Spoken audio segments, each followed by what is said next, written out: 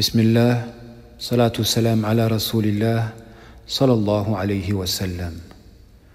Quand j'observe le monde dans lequel nous vivons, je me dis qu'il est difficile de cultiver de saines émotions. Le nombre de chanteurs, de danseurs, d'actrices ou d'acteurs est devenu incalculable de nos jours. Ils ont pris la place des prédicateurs, que dis-je?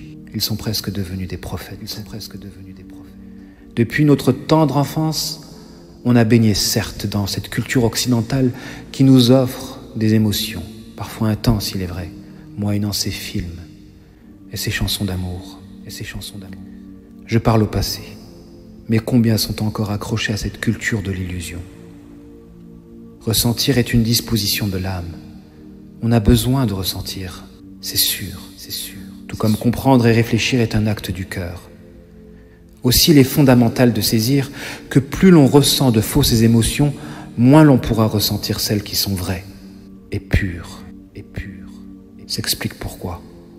L'on ne parvient plus à voyager mentalement à travers les récits des prophètes et des compagnons.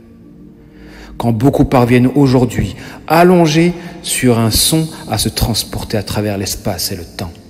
C'est dans ce sens que la culture occidentale est une culture de l'illusion, car elle vous offre certes des émotions, mais ces dernières vous détournent de celles qui peuvent vous être utiles dans l'au-delà. Prends garde, mon frère ou ma sœur dans la foi, de trop nourrir ton âme d'émotions fausses, car à force de ressentir pour le faux, ton cœur durcira, et tu ne pourras plus ressentir pour le vrai.